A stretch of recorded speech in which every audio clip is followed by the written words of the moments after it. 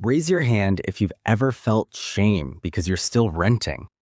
Maybe you're 30, maybe you're 40, and you go to a family dinner and there's always that one uncle.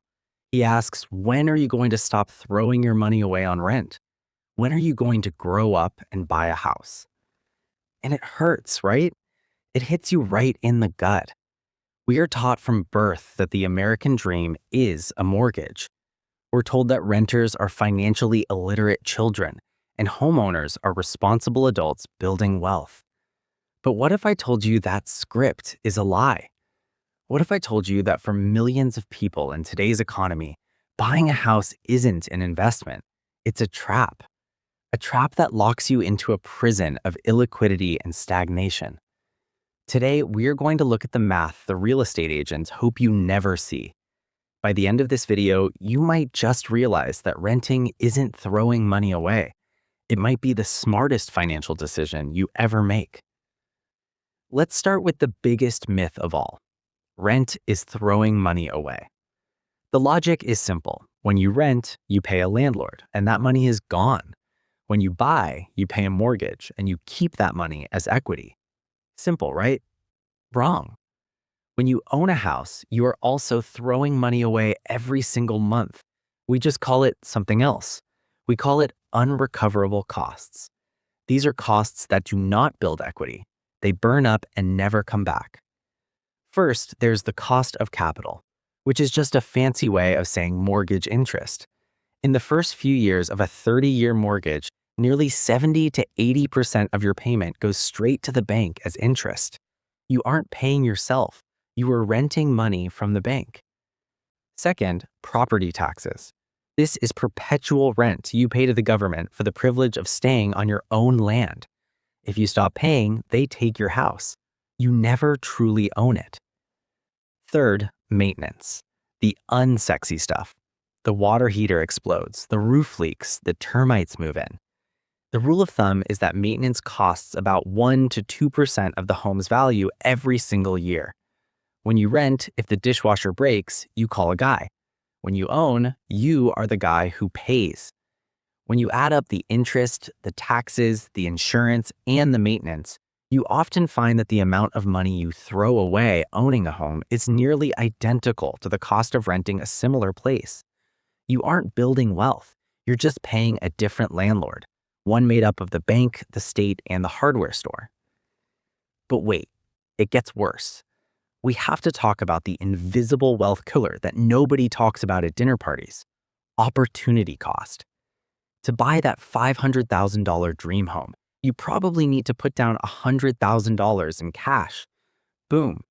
That money is now locked in a wall. It is dead equity.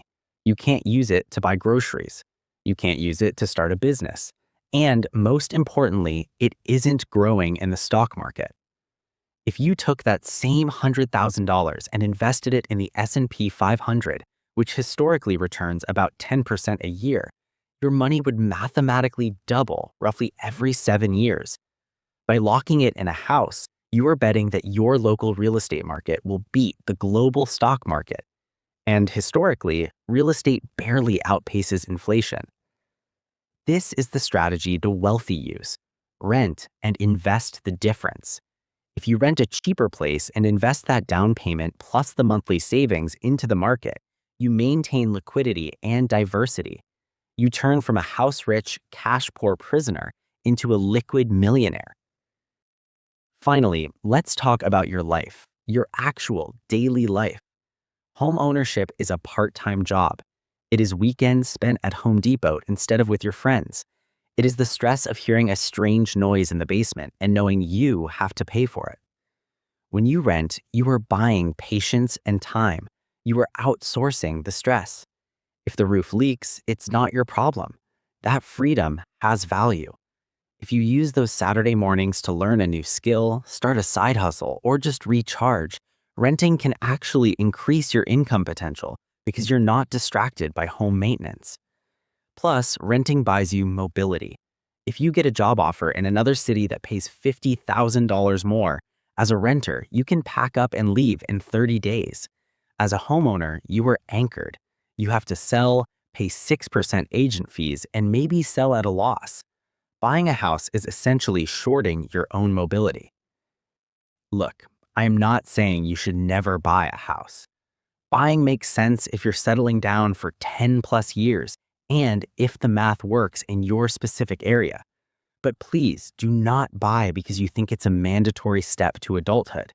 Do not buy because you're afraid of throwing money away on rent while ignoring the money you throw away on interest and taxes.